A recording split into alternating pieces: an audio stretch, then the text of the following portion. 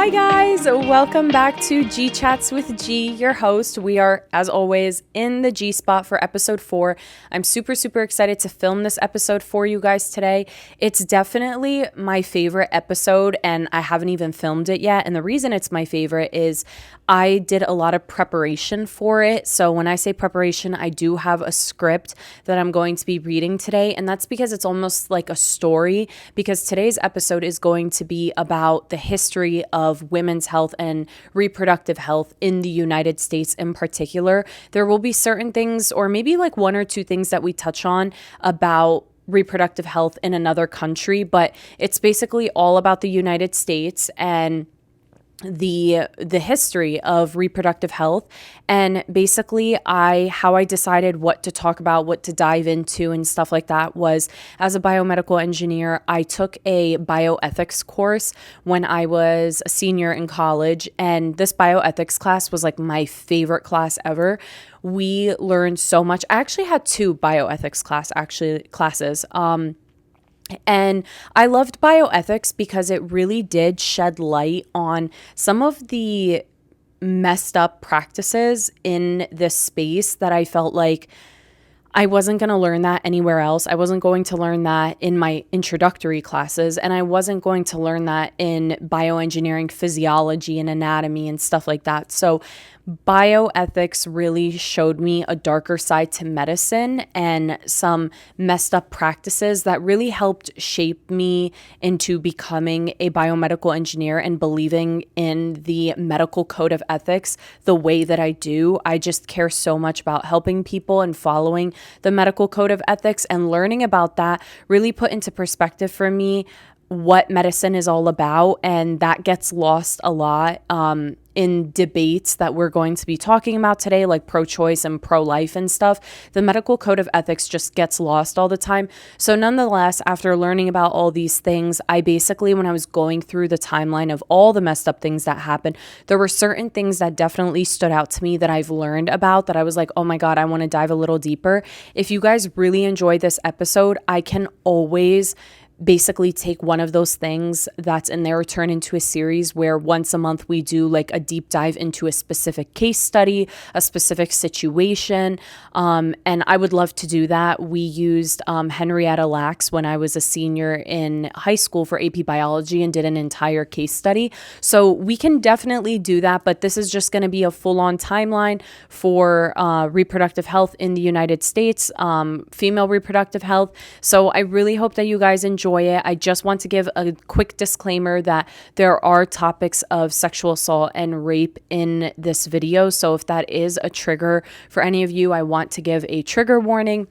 I will have timestamps in the caption so that way you guys can just like be sure if it's something you want to skip.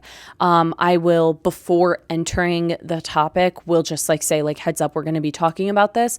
So yeah, I just want to give that disclaimer just in case that is like a touchy subject for some people. But yeah, without further ado, I don't want to ramble. The intro's already too long. Let's get into it. I have my iPad here and I have my latte. So we're going to get into female reproductive health history in the United States, and this is going to be an exciting one to talk about so that we're all educated, but a hard one. I will warn you, fair warning, the topics are tough. So I want you guys to imagine a time before medical textbooks, a time when the knowledge of our bodies, especially women's bodies, was passed down by word of mouth from grandmother to mother to daughter, a time when the body was not politicized, where our health wasn't controlled by laws, by science, by religion, or by systems that were created without us. This is where our story begins in the United States with the women who came before us, their wisdom, their struggles, and their resilience. So before colonization, Native American indigenous women held a profound understanding of reproductive health. They used herbs like black cohosh and pennyroyal for contraception and to induce abortions. They treated reproductive health as natural, not something to be whispered about in shame. These remedies weren't hidden, they were sacred, integrated into spiritual practices and community healing. But unfortunately, when European settlers arrived, this autonomy clashed with patriarchal ideas. Suddenly, women's health wasn't theirs to control. It was either a matter of religion or something that men decided for them. Midwives, once central figures in the communities, were pushed aside as medicine became professionalized and male dominated, unfortunately. And I think this part here is really telling and really highlights, and you'll see this as we discuss it some more, about how the wisdom of indigenous women was basically erased or attempted to be erased. And it's very devastating and very heartbreaking to see that, because they were the starting point of all of this, and they had to take care of their female reproductive health some way, right? And that some way was through natural resources, and the European settlers came in and then just like erased all of that. And we'll talk a little bit more about erasing that, but I just think it's so frustrating when modern science came to be, because the thing with medicine is modern medicine loves to try to reject the natural herbal health and wellness space. And that honestly like really frustrates me, because I believe that science is how we learn about natural healing and natural powers and natural herbs and things like that. Science is what explains it. Obviously, things that were done in the past aren't always great, right? They did what they needed to do to survive. And science can teach us why that was bad or why it was good. But science is the key to teaching us to understand and learn about these practices. So I feel like science should be used as a tool to understand things, not just like completely reject or make things out to be untrue and things like that. Like, there are herbs and certain things that are powerful, that work, and science can prove that, but science can also reject that, and there's nothing wrong with that. So I never really understood the whole clashing and why the medical field rejects. Well, I mean, I guess if you start to politicize it and look into big pharma and stuff like that, then sure, we can pinpoint why. But on the surface, it's just so disheartening. And I feel like that's why I love what I do, because I'm a biomedical engineer. I have this medical pharmaceutical education, but I also built a health and wellness brand. So I understand both sides, and I believe that there's room for both. And I love that in my job and what I do every single day for female reproductive health can merge the two and blend the two and bring them together. There doesn't have to be this huge gap of one side rejecting the other. There are room for both to exist, and there is room for both to exist. And I love what I do because of that, because I believe in both. I believe in science. I believe in pharmaceutical drugs when the time and place is right. But I also believe in the power of herbs and nutraceuticals when science proves that they work. So I hate that it's been rejected. And that's kind of what happened. The European settlers came in and just like rejected those practices. So when we look into the long history of reproductive health in the United States, one thing, again, that I mentioned that specifically stands out for me is how much wisdom we've lost, or rather how much wisdom was taken, because it wasn't necessarily lost by choice. It was stripped away from these women, from the indigenous communities. And long before Western medicine entered the picture, as I mentioned, indigenous women had these incredibly rich, holistic approaches to health. So they used, as I said, black cohosh and things like raspberry leaf tea to help manage reproductive issues. They had ceremonies for menstruation, for childbirth, for becoming mothers. It wasn't just about physical health. It was about the whole person, mind, body, and spirit. But unfortunately, when you think of colonization disrupted so much of that. The forced assimilation policies, the boarding schools, and the outright suppression of indigenous practices, these things weren't just cultural attacks, they were attacks on health. And when you really think about colonization, and if you consider taking away someone's land, you are quite literally stripping them away from those natural resources, the access to the natural plants and herbs that they've been using to heal their bodies. You are stealing that land and stealing the resources. So naturally, stealing that wisdom is a default. It is something that happens because you're quite literally taking away the resources that they've relied on for generations, and you erase the knowledge that's been passed down orally that the next generation might not even have access to. And yet, despite everything, so much of that wisdom has still survived. Today, many Indigenous women are revitalizing these traditions. Tribal clinics are blending Western medicine with holistic practices. Elders are teaching younger generations how to use herbs, how to conduct ceremonies, how to honor their bodies in ways that modern medicine often doesn't. It's also fascinating to me personally how many of these practices are now embraced by the broader culture. In other words, whitewashed. So things like mindfulness and plant-based diets and even herbal remedies that we see all the time.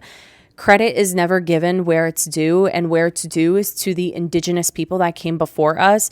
And I think, unfortunately, people don't take the time to actually understand these Indigenous practices. And it's become more widely acceptable amongst the broader culture, and specifically amongst white and American culture, because they are white. And it's so heartbreaking that when the Indigenous communities embraced these practices, they were basically stripped of them. And then now what we see in today's society is that it's embraced and used, and that credit's not given to the Indigenous communities. It's almost like taking something and then presenting it back to the Native Americans and the Indigenous people and saying like, hey, have you ever tried this? And it's like, yeah, we've been doing this. Like my great grandmothers, my ancestors have done this. So it's just, honestly, it's heartbreaking. And honestly, a lot of this isn't even about, I know I said like giving credit where credit's due, but sometimes it's not even about credit. Sometimes it's just about the fact that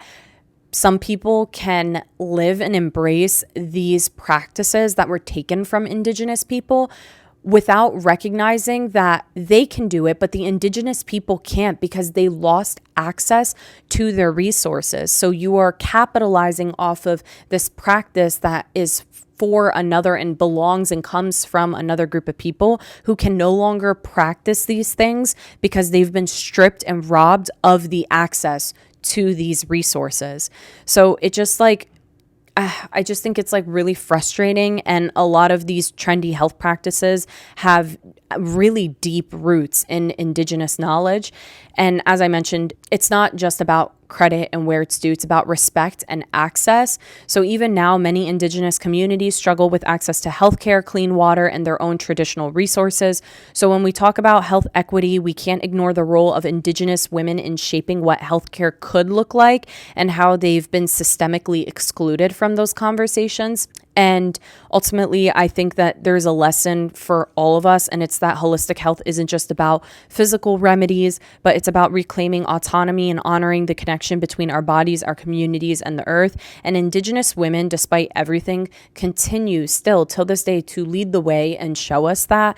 And my heart hurts for how many are subjected to discrimination and cannot access these resources. And we'll get into it a little more now as we fast forward into the 1600s and the 1700s, because in Puritan America, women's bodies were not just taboo anymore. So, you know, the Indigenous people just embraced reproductive health, like talking about a period wasn't weird and childbirth, whatever. And then 16 and 1700s, Puritan America, it's taboo, but then it also transitions a bit to becoming sinful.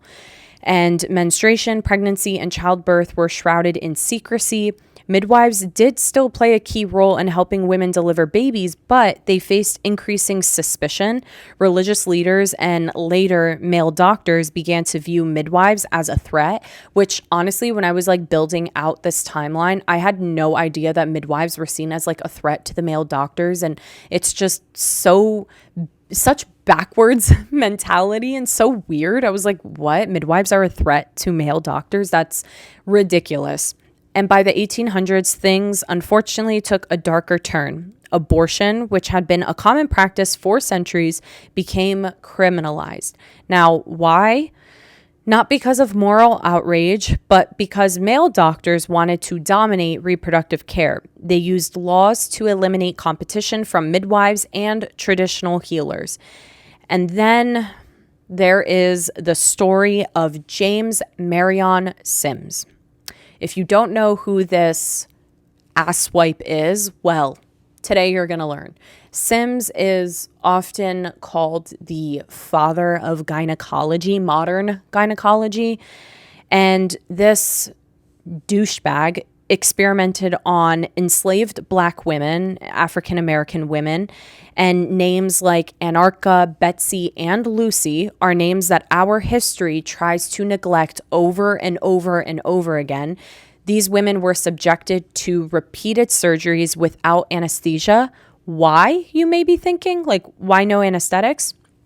Well, because Sims, this stupid father of modern gynecology, he believed that Black women felt less pain than white women. And that lie still echoes in medicine today. And we need to talk about it because unfortunately, it is so common in today's modern medicine for Black women's pain, for their concerns to not be taken seriously. And we see that most prevalent in reproductive healthcare when it comes to maternal mortality. And I'm going to touch on the statistics in a few seconds. But the thing that's so frustrating with this is even those women, the African American and Black women who survive giving birth and child labor, a lot of them still express that they had a negative experience during child labor. They still had a bad experience, even if they survived, even if nothing happened that was like life-threatening and they weren't actually medically neglected. They felt dismissed. Their pain wasn't taken serious. They weren't taken serious. And it's just so gross and it's neglectful. And no doctor, we talked about following a medical code of ethics. No doctor should be okay with discriminating against anybody. That's against the medical code of ethics. And that still echoes today. As of now, comprehensive maternal mortality data for 2024 is not yet available. But the most recent statistics are from 2022, which reported a maternal mortality rate of 49.5 deaths per 100,000 live births amongst Black women, which is 2.6 times higher than the rate for white women, which stood at 19 deaths per 100,000 live births. Preliminary data for 2023 and 2024 are expected to be released in the coming years following data collection and analysis, thorough data collection and analysis. But historically, Black women have faced maternal mortality rates approximately 3 times higher than that of white women. So obviously, that's just such a frustrating thing to know that this still takes place. Like, it's 2025 now, and this is something that we were seeing in 2022 and we're going to see in 2023 and 2024.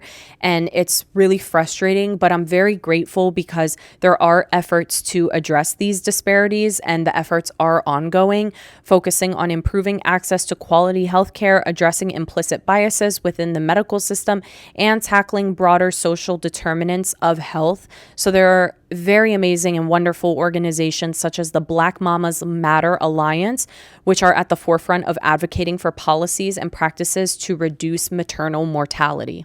So then we see in the late 1700s, a woman is in labor, right? And there are complications that can arise. And one of the complications that could be common or that could occur is when the baby cannot pass through the birth canal due to a shoulder dystocia. So what that is when the baby's shoulder gets stuck underneath the mother's pubic bone. So, you know, the bone that's like sitting right at the front, the shoulder is stuck underneath it and it can't pass through the birth canal during labor.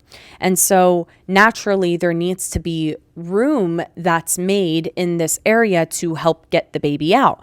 And in today's world, if that did happen, it likely would lead to a cesarean section, which is known as a C-section. But in the 18th century, cesareans were incredibly dangerous. Without antibiotics or even modern surgical tools, most women who underwent a C-section faced a really, really grim fate, and that was death. Most of them did not survive the procedure, and doctors obviously had to find a way to make more space in the pelvis. And they turned to a surgery called a symphysiotomy. Okay. And a symphysiotomy is a procedure designed to widen the pelvis by cutting through the cartilage and ligaments of the pelvic joint, which sits at the center of the pubic bone.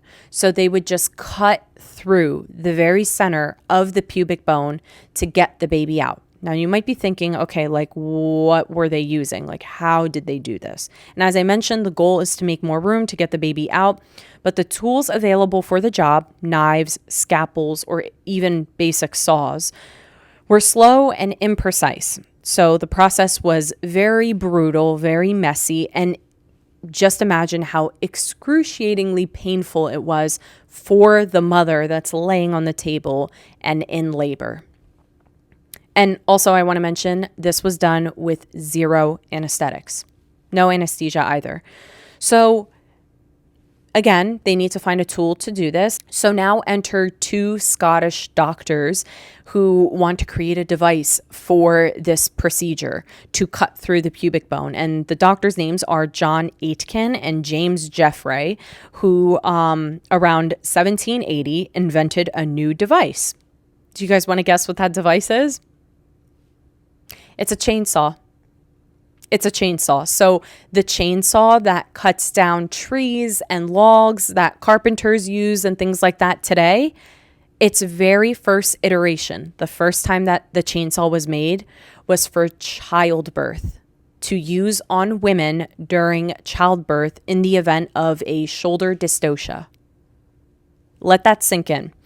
So again, the chainsaw was not originally created to cut down trees or split logs. Its first purpose was to cut through human flesh and bone, specifically during childbirth. And this early version of the chainsaw was not motorized. It was a small device about the size of a modern kitchen knife with a chain of serrated links that rotated around a guide. A doctor would crank the handle to make the chain move, creating a faster and theoretically more precise way to remove parts of the pelvic bone during a symphysiotomy. It was considered at the time a medical innovation, a way to make the procedure quicker and less physically taxing for who? The surgeon, the male surgeons.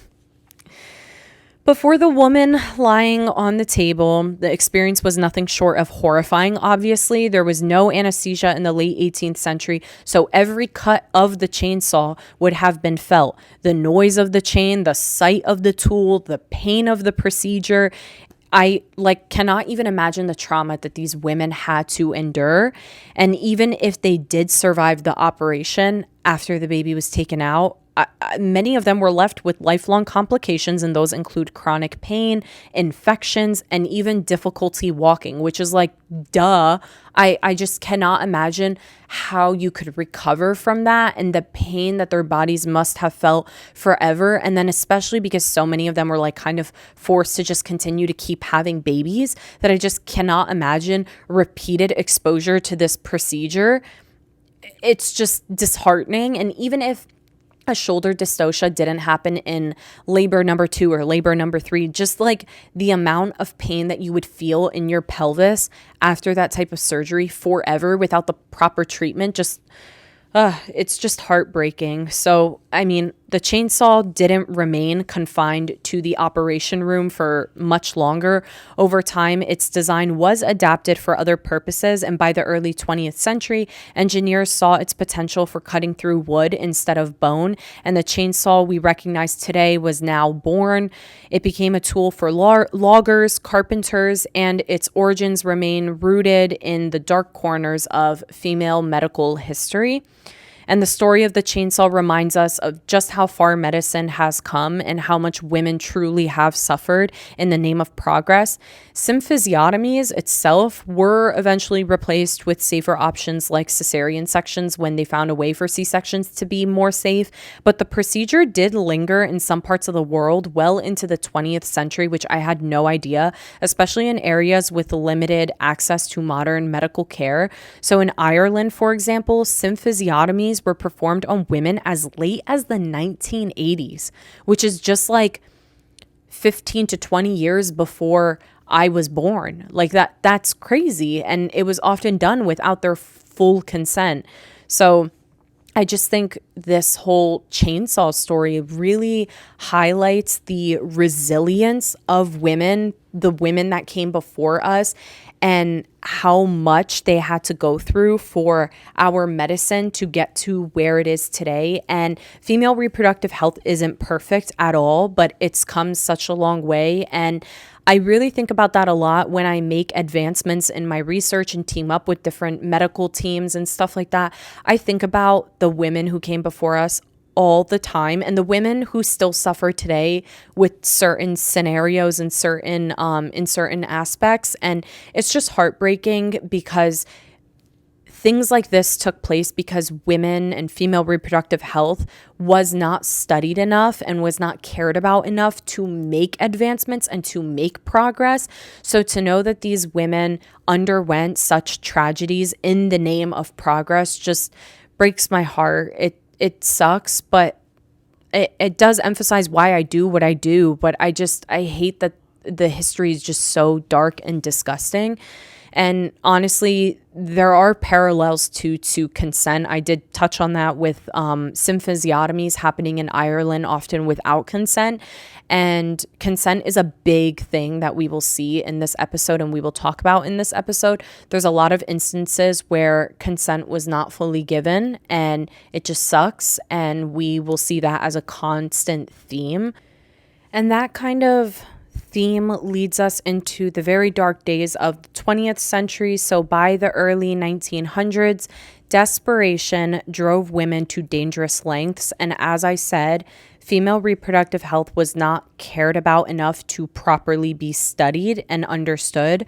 So products like Lysol, the disinfecting spray that we all know of today, Lysol was originally sold as a contraceptive and a douche. Like, let that sink in. Ads promised feminine freshness while women suffered burns and even death from these chemical concoctions.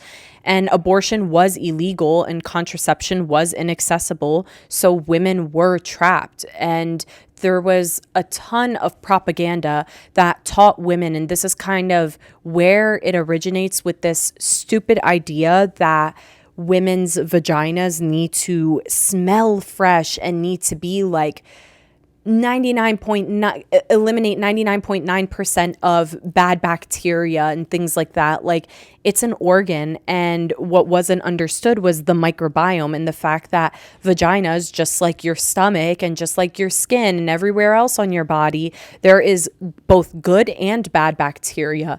But that wasn't understood, and it wasn't even cared to be understood. They didn't care to know this information because ultimately what they wanted was to shame women and teach women that they need to be ashamed of their body parts. And so what was more important to them was pushing out this propaganda and harming the body by pushing out products like Lysol to basically cause these chemical burns. And again, if they were having these chemical burns and then going to their doctor, these burns weren't treated or cared about because it's like, oh yeah, Lysol will do that. And these chemical burns that were happening were a way to prevent pregnancy. They used it as contraceptive. They're like, oh, if you don't want to get pregnant, you just got to douche with Lysol. Oh, if you want to clean your vagina after sex and be fresh, you need to clean with Lysol.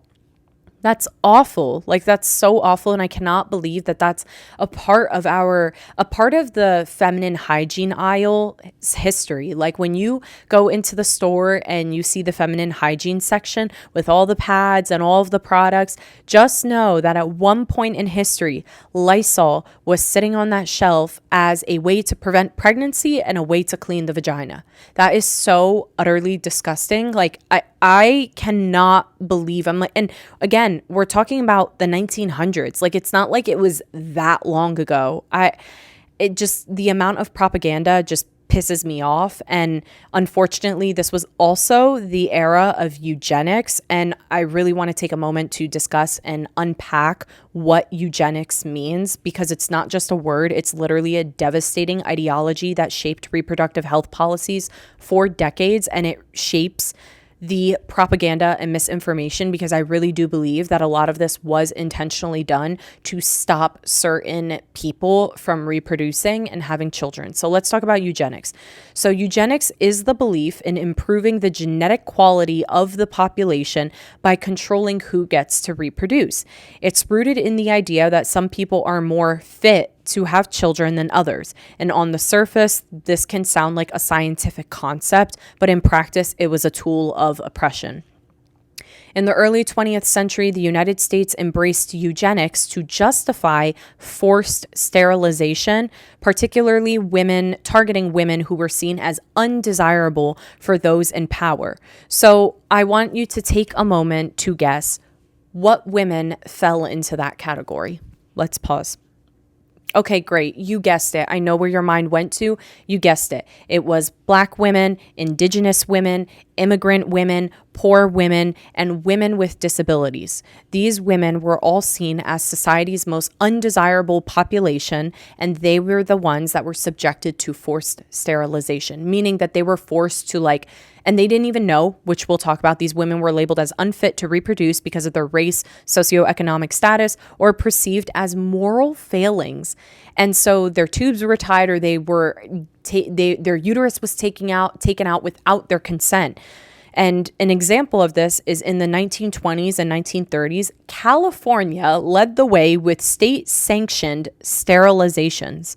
Over 20,000 people, many of them obviously were women, were sterilized without consent. Some of them were misled into believing that they were undergoing a routine medical procedure, while others were outright coerced. By the mid-20th century, more than 60,000 women across the country had been forcibly sterilized under state eugenic laws without their consent. For Indigenous women, the women that were here before colonization, this was not about reproductive control at all. This was a genocide. By sterilizing these women, you are stopping this population of people from reproducing and basically eliminating this group of people. In the 1970s alone, an estimated 25% of Indigenous women of childbearing ages were sterilized by the Indian Health Service, often without their knowledge or their consent. And I think that this just goes to show that the policies around reproduction were not about reproduction. It was about control, racism, and the erasure of entire communities. And that's something that our history doesn't talk about enough. It doesn't. It doesn't talk about these eugenic laws basically trying to erase these communities and these groups of people. And the fact that these lawmakers were like, hey, if we stop these Indigenous women, these immigrant women, these Black women, the disabled, and these groups of people from having babies, well, then guess what? Then they can't repopulate and grow their group and their kind. So now we can erase them off of the map. How disgusting is that ideology? The fact that somebody's mind even goes to that, I have no words. I don't even know how to explain how that makes me feel and how that irritates me, because it's just so disgusting. And eugenics didn't just target women in marginalized communities. It also fueled broader policies. So, for example, immigration laws in the 1920s were designed to keep out people who were deemed genetically inferior, like those from Eastern Europe or from Asia. And while eugenics might feel like a relic of the past, it still is a shadow that looms over today's society, because we can see those sentiments that still exist in today's society.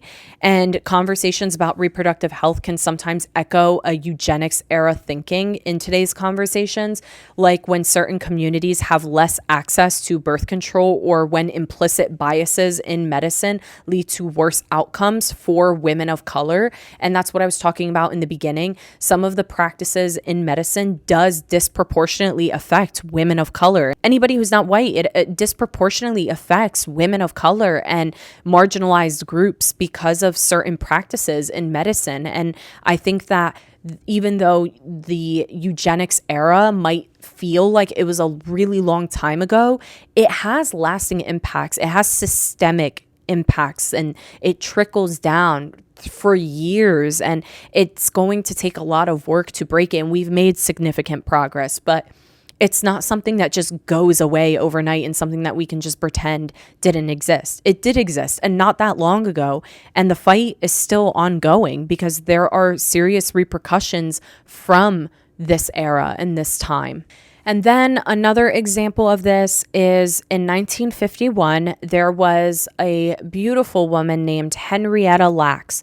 And I learned about Henrietta Lacks when I was a senior in high school. I was taking AP biology and we did a case study because Henrietta Lacks completely changed the game of modern medicine as we know it today. Changed the game, not just in female reproductive health, but what you will learn in this part of the video is that her cells changed everything from cancer research to vaccines, the polio vaccine, everything. Her cells were heaven sent. They literally changed the entire way and paved the entire way of modern medicine as we know it today. And this is just a topic. It's a very huge ethical issue in medicine. And it's a topic that's discussed in pretty much every bioethics class because there's a huge ethical issue with how this came about. So Henrietta Lacks was a Black woman who was being treated for cancer at Johns Hopkins Hospital in Baltimore, Maryland. She was being treated specifically for cervical cancer, and she passed away on October 4th, 1951 at just the very young age of 31 years old. And without her knowledge or her consent, doctors took a sample of the cancer cells that were in her cervix. And these cells became the first immortal human cell line known as HeLa cells. And that was because they could survive and replicate indefinitely in a laboratory setting.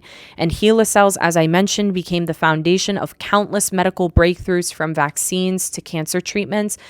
And HeLa cells did completely revolutionize medicine. They did. And they contributed to breakthroughs like the polio vaccine, cancer research, and even advancements in gene mapping. But the problem is that Henrietta herself endured immense suffering during her illness. Her cancer caused her extreme pain, and she underwent radium treatments, which were standard but harsh and damaging at the time.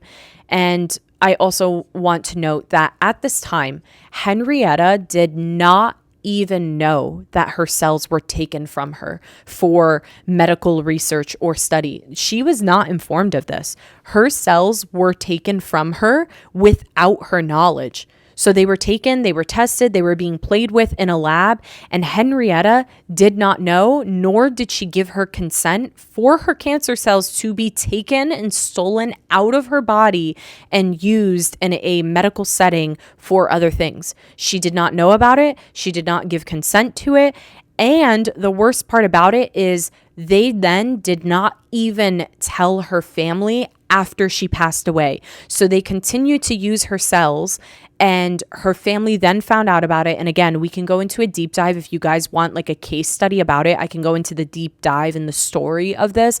But when her family did find out about it, the very unfortunate part is that her family lived in poverty and were unaware of Henrietta's contribution to science. They had no idea. So not only was she not informed that her cells were taken from her and did not give consent to this, and she was not compensated for it, but neither was then even her family after they learned about the contribution that Henrietta's cells were making to science and this breakthrough that it was.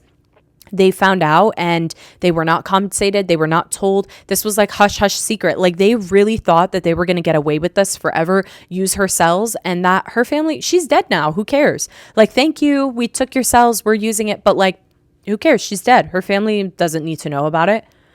Like, unbelievable. So this is a huge, huge, huge ethical issue in women's reproductive health that we saw very early on and that I learned about very early on in my career as a biomedical engineer that I would love to dive deeper in one of these upcoming episodes. But her story has since become a symbol, as I mentioned, of ethical challenges in medical research, particularly the exploitation of marginalized individuals, as well as a catalyst for discussions about informed consent and patients' rights. So this did spark a evolution and a new conversation about consent and patients' rights. And because this was such a huge ethical court case and situation, they then kind of this like transformed the game of consent and patients' rights, which is obviously upsetting that it had to be in this way, but it did shape the future in a rather positive way. But this does have, like, Henrietta has a legacy, and the exploitation of her body is just so disgusting and sheds light on this theme in female reproductive health. And we see this again with the birth control revolution.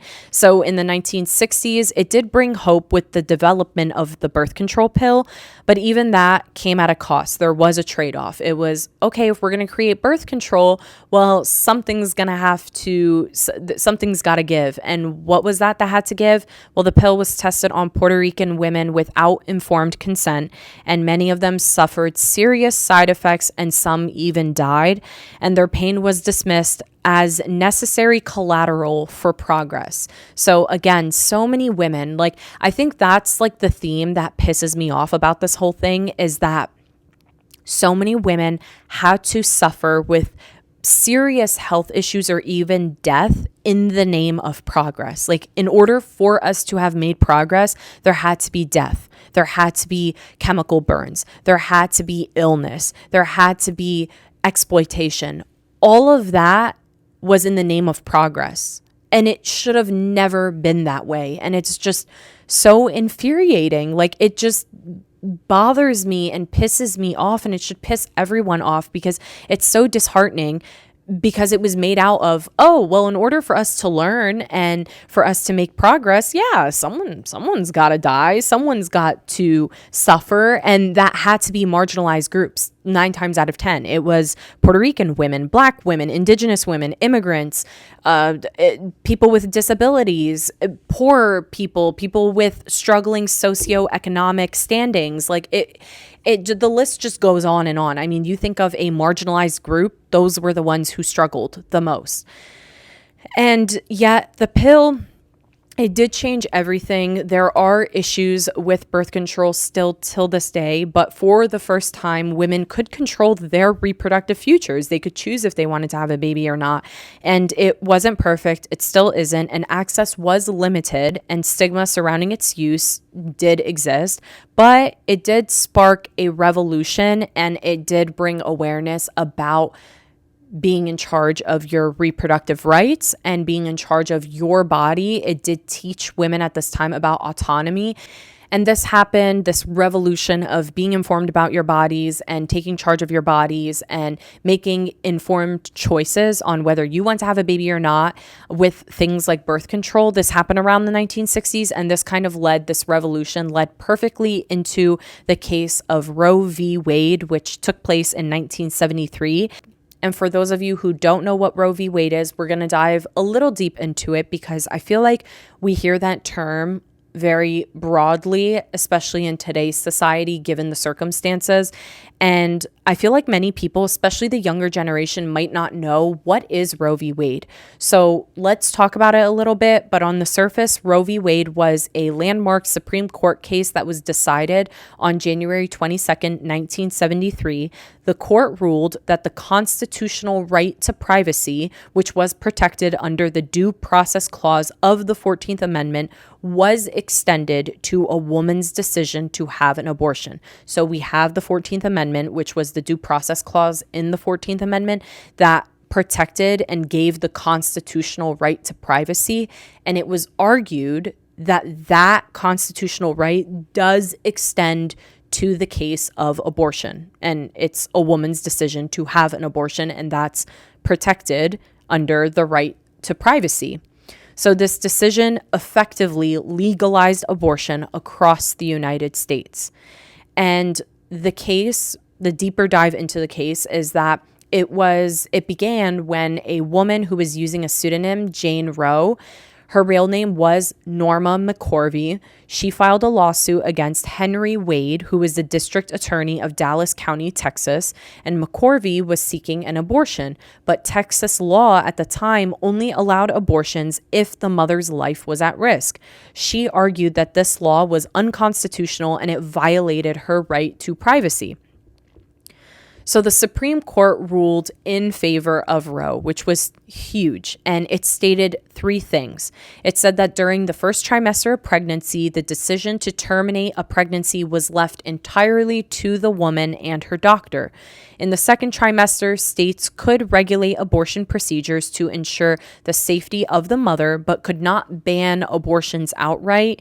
And then in the third trimester, after the point of fetal viability, which is the ability of the fetus to survive outside of the womb on its own, which scientifically takes place at about 24 weeks, states could restrict or ban abortions except when necessary to protect the mother's life or health. And this ruling struck down many state laws at the time that severely restricted or banned abortions because of religion and morals, making it a legal right throughout the country.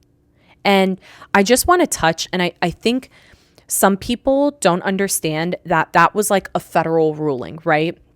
Now, some people care so much about the state there are some states, and even recently in today's era, there are some states that don't have restrictions. And there are some pro-life supporters who do not understand, oh my God, how can you let a 9-month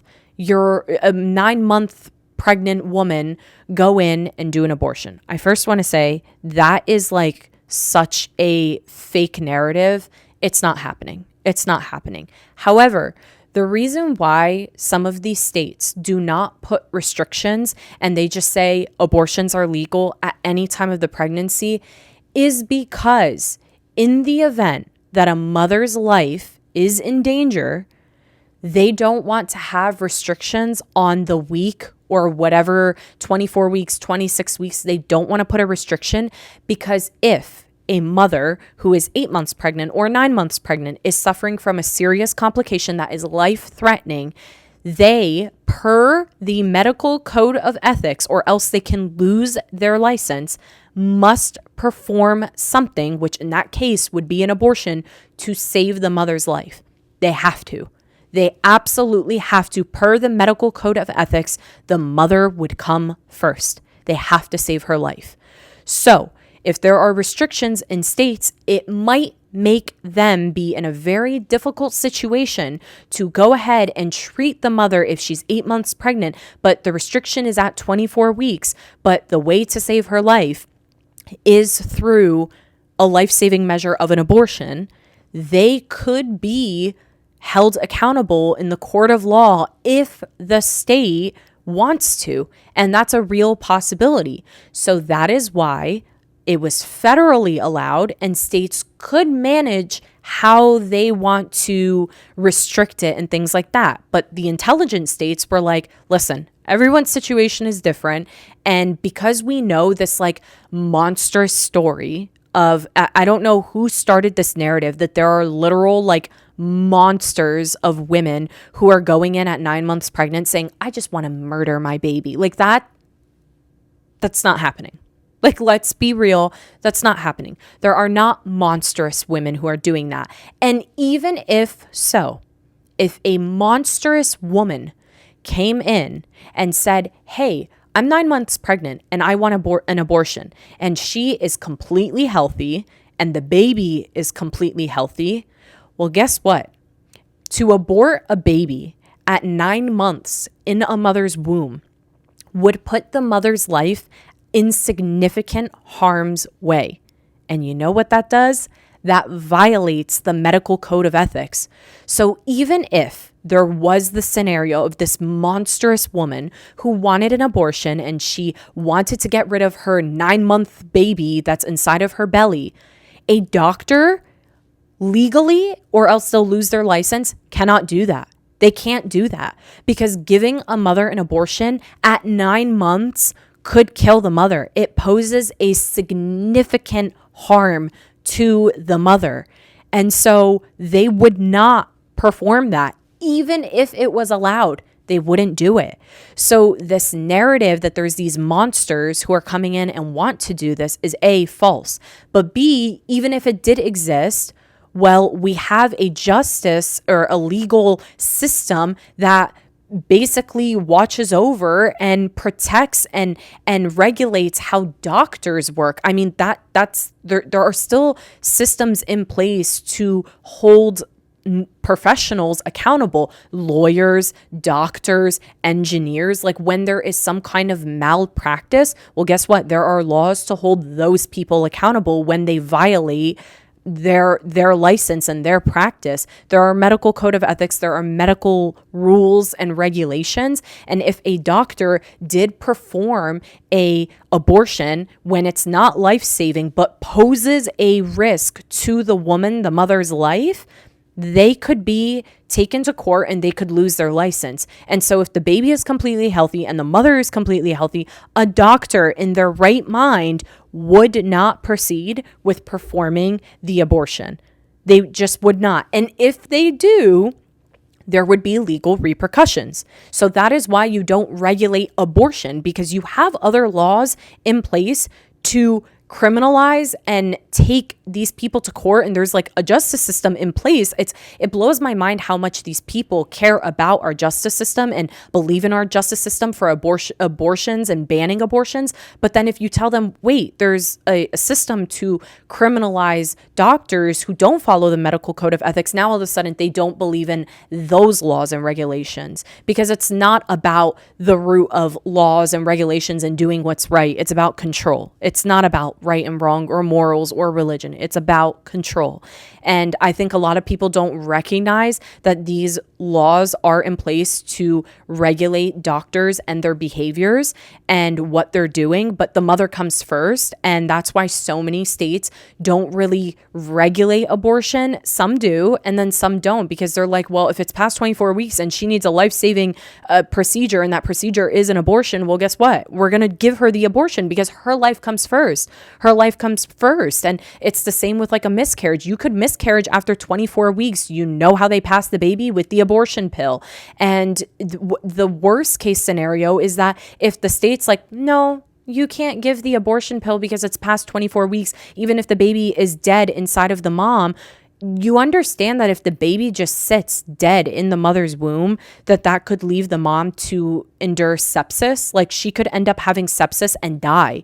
So some states recognize it because they're intelligent and they see, oh, wow, like by putting these restrictions, there's too many gray areas and a woman's life is at risk. We trust our medical professionals. We're not going to put any restrictions. Our medical professionals are going to act accordingly and put the mother's life in the first priority. If she's healthy and the baby's healthy, there's no need for an abortion. But if there's an event where an abortion is needed, they have access to the abortion and they can do the abortion.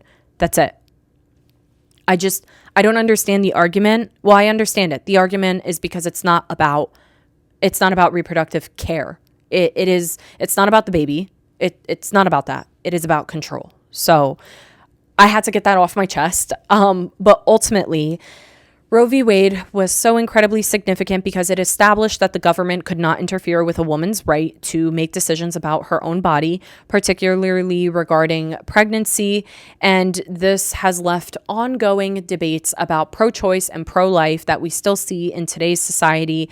And Roe v. Wade did become a central issue in the U.S. politics, which shapes laws, elections, and public discourse for decades and truly decades to come.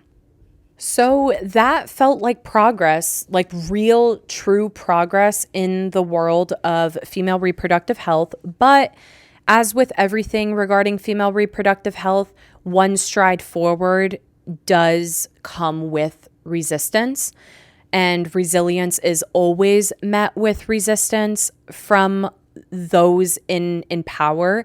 And the fight wasn't over because just 3 years later, the Hyde Amendment was passed. And the Hyde Amendment is a legislative provision that prohibits the use of federal funds to pay for abortions, except in very limited circumstances. And those limited circumstances are, as always, rape and incest. It was first passed by Congress in 1976, just 3 years after Roe v. Wade, and remains one of the most significant restrictions on abortion access in the United States, which disproportionately affects low-income women. And I just feel like the Hyde Amendment is not talked about enough at all. Nobody talks about the Hyde Amendment. People just think that like taxpayer dollars are going into abortion, and they literally don't even know that the Hyde Amendment exists. Like, they don't know that. And you guys might want to know a little bit more about the Hyde Amendment, and that's great because I have more information here. So the Hyde Amendment bans the use of federal Medicaid funds for abortion services, except in cases where a pregnancy is a result of rape or incest, or the abortion is necessary to save the life of the mother. So this means that low-income women who rely on Medicaid, because Medicaid is the government-funded healthcare program for those who cannot afford healthcare on their own, they cannot use it to cover abortion costs in cases of like just by choice. Like if they got pregnant and they do not want to have the baby, they cannot use Medicaid to abort their child. It only has to be in a case where their life is in danger or there is rape or incest. And I just want to say that I think that the case of rape or incest is often used to justify abortions because it makes the idea of an abortion more digestible. But I just want to revert to something and say, like, women have the right to choose. If somebody gets pregnant and they do not want to have the baby, that matters. Every parent should be a willing one. And I stand by that. That cannot change my mind. And if somebody gets pregnant and they are not a willing parent, so be it. I think they are far better off to accept that they are an unwilling parent than be forced to have this child and be an unwilling parent and an unfit parent because they were forced to have this baby. I think they're better off not having the baby. That is just my 2 cents in case anybody was wondering.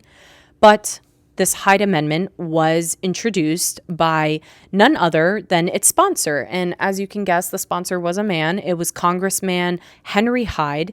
And the amendment was part of the larger anti-abortion effort that was following the legalization of Roe v. Wade.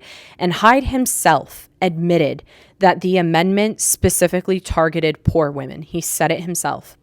In his statement, he said, "I certainly would like to prevent it if I could legally anybody from having an abortion, a rich woman, a middle-class woman, or a poor woman. Unfortunately, the only vehicle available is the Medicaid bill."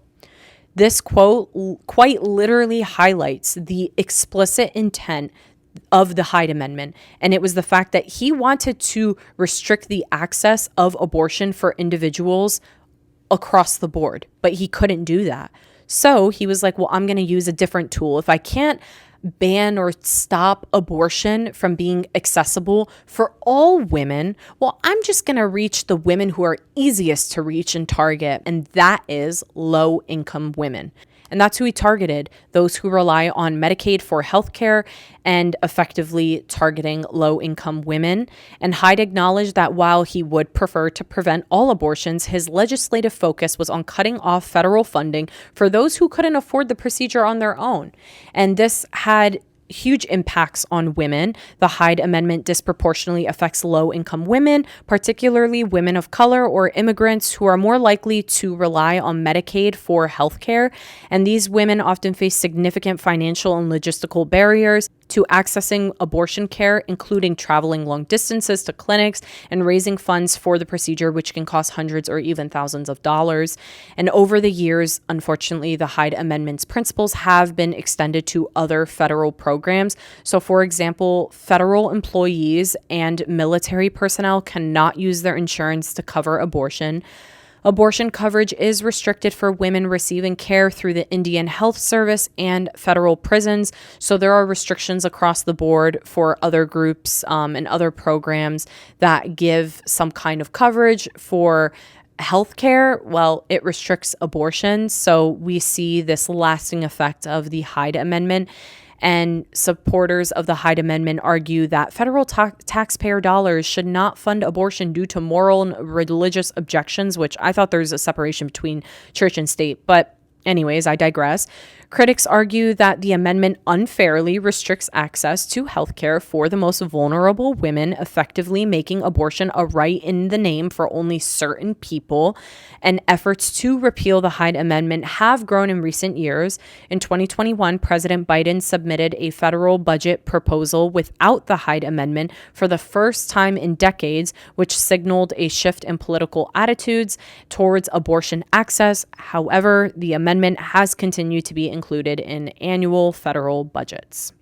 This is so sad to see because obviously the birth control pill, was revolutionary and started this revolution, and Roe v. Wade kind of followed that, but there was backlash that followed, and there was resistance that met the resilience, and it's heartbreaking. Progress is often met with resistance, and it's just frustrating and difficult when you feel like you take one step forward to take 3 steps back. It's just tough.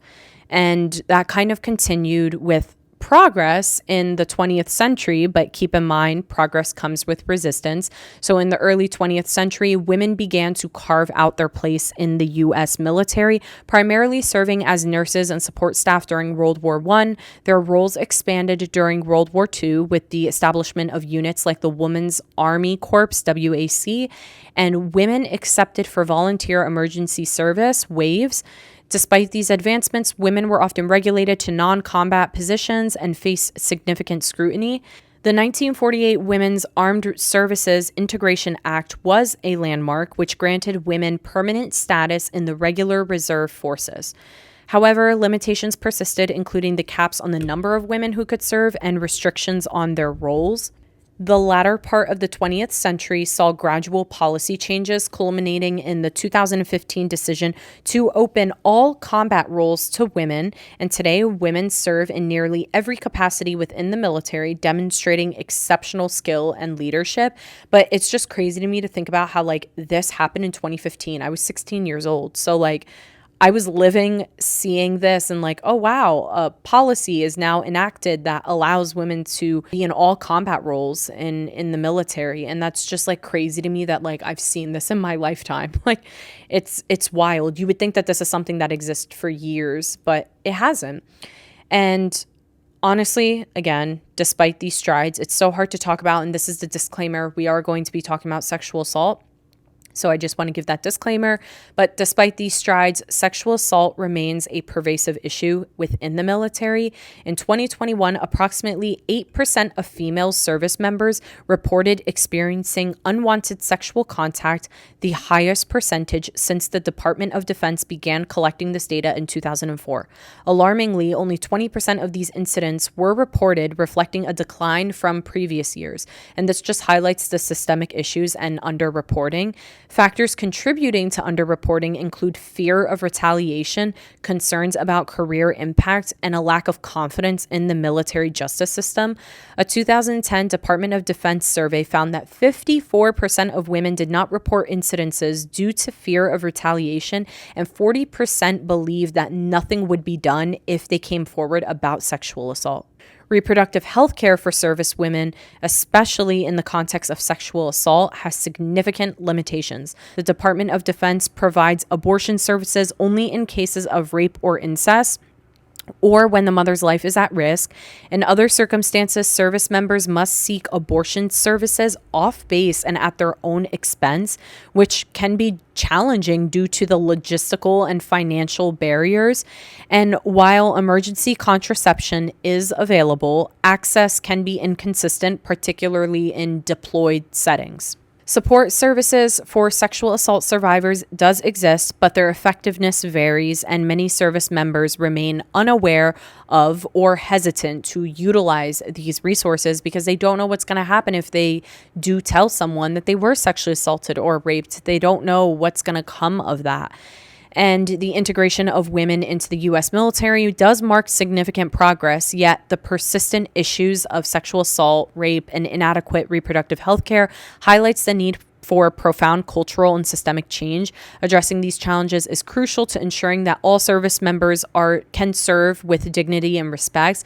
Women are suffering with sexual assault and rape in inside of the military, and there's been a lot of like cover up and issues with that. I just recently watched a true crime episode of Denisha Montgomery that was done by the Mile Higher podcast. So if you didn't know, fun fact, I absolutely love true crime, and I watched this episode by Kendall Ray and her husband Josh. They have the Mile Higher podcast.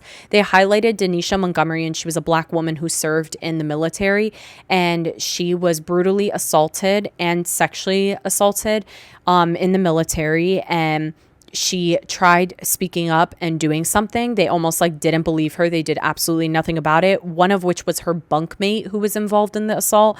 She tried speaking up about it, and she called her family. They tried to get the Red Cross involved, and it kind of seemed like nothing came of that. Nothing was done. And that kind of then sparked her family to be concerned over the course of time. 21 days later, she was found in her locker hanging by her military belt, which then they just said, oh, she committed suicide. But obviously there were red flags that she was murdered, and it just didn't seem like it was being taken serious. And they kind of just like covered it up, the military, and said, oh yeah, it's a suicide. And her family's like, no, like someone murdered her. And she tried speaking up about it, but was met with retaliation and met with fear of what's going to happen to me, and met with dismissal. She was just dismissed. Her concerns were dismissed. So if you want a deep dive on that case, please go watch that episode. I think it came out like last week from when I'm filming this, but ultimately this isn't the first time that we see the military justice system kind of like shove things under the rug and cover up things. If you guys don't know the Pat Tillman case, I highly urge you to watch that, because there's a lot of covering up that happened with that as well. But ultimately, we really need to shift leadership roles into the hands of women in the military system to try to help create change and foster an environment where all service members feel safe and supported. And I believe that having women work in these leadership roles could help with that. But now we see, I want to enter some modern advances and some persistent barriers. So as we moved into the late 20th century, we saw more advances. The introduction of the human papillomavirus vaccine, HPV vaccine, in 2006 was a game changer in preventing cervical cancer. So HPV does form into cervical cancer. Some strains of it does. And so the Gardasil vaccine was just like huge when it came out in 2006. Emergency contraception, Plan B, became available over the counter, giving women more options. And bioidentical hormone replacement therapy, HRT, which is a modern hormone replacement therapy, has been refined to better address menopause symptoms and postmenopausal health risks like osteoporosis. And bioidentical HRT offers a more personalized approach. In 2014, this is not in the United States, but still a significant stride. The first successful birth from a transplanted uterus happened in Sweden, which marked a revolutionary step for women who are born without a uterus or those who lost theirs due to an illness. Uterus transplantation is now a growing field in reproductive medicine. We've also seen recent research into the vaginal microbiome, which has led to a better understanding of how to prevent conditions like bacterial vaginosis and yeast infections. And probiotics targeting vaginal health are becoming increasingly popular as a complementary approach. But systemic problems do persist. Conditions like endometriosis and PCOS were and still are underfunded and misunderstood. For example, erectile dysfunction research, which only affects 17% of men, receives significantly more funding than endometriosis, which is a condition that affects 1 in 10 women. Even today, women's pain is often dismissed by doctors. We see that constantly. And the overturning of Roe v. Wade in 2022 brought us back to the patchwork of abortion laws, forcing women to cross state lines or risk unsafe methods. And while conversations about menstruation and vaginal health have improved, stigma remains. Period poverty is a global issue, and many women lack access to basic menstrual products across the globe. I think this just highlights the modern issues that exist today, and that's why I wanted to start this journey and start my business. And even this podcast, I mean, people might even think it's a little taboo that I got a sign above me that says the G spot, and it's a play on words that some people might be like, The G spot. Oh my God. And it's like, my name's Gianna. The podcast is called G Chats with Gianna Jera. Calm down. We're sitting in the G spot talking about vaginal and reproductive health. It's not that serious. Like, the fact that there's censorship and still like, oh my God, or taboo or stigma around talking about the vagina, talking about reproductive health really does baffle me. It's so shocking. Each time I'm just like, I can't believe it. We did see, even on TikTok, I recently talked about how when the ban we came back from the ban, you couldn't even search vaginal health. It violated community guidelines, like as if vaginal health is a bad word, as if the G spot's a bad word. Like, it's vaginal and reproductive health. It's not a bad word. Our body part is not a bad word. We need to talk about it. Everybody needs the science, the education, the understanding of their organs, and there's nothing wrong with that. And I think this just fuels me to keep doing what I'm doing and why I'm so passionate about what I do. But ultimately, despite the darkness, there is hope, and that's why I do what I do. Research into the vaginal microbiome is uncovering new ways to prevent infections. Grassroots activists are fighting for menstrual equity and reproductive justice, and technology is empowering women to track their health in ways we couldn't have imagined even a decade ago. And progress does require vigilance. It requires a ton of patience, and women's health is still underfunded. Stigma still exists. And as history has shown, every step forward comes with resistance. And ultimately, the story of women's reproductive health in the United States is one of resilience and one that I'm so proud to be a part of. It's a story of survival in the face of oppression, of progress born from pain.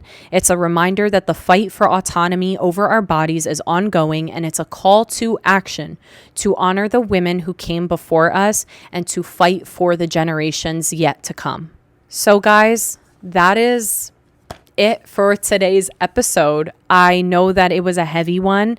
I hope that it leaves you feeling empowered to fight for our rights, fight for our health, no matter where you stand on your moral, religious beliefs. That's besides the point. Reproductive health has such a long way to go, and we need to band together and actually fight together against control and against people not actually caring about it, because there's a reason why it's so understudied and underfunded. There's a reason why it's not cared about. There's a reason why pain has to come from progress. There's a reason why laws are made about our reproductive health, but not male reproductive health. There's a reason that this exists, and I just urge all of you to feel empowered, to feel strong, but know that there is hope. There's significant progress. I don't want you guys to feel like, oh, this ship is sinking. We've made such significant progress. I'm so honored and grateful to be able to do what I do and contribute to further progress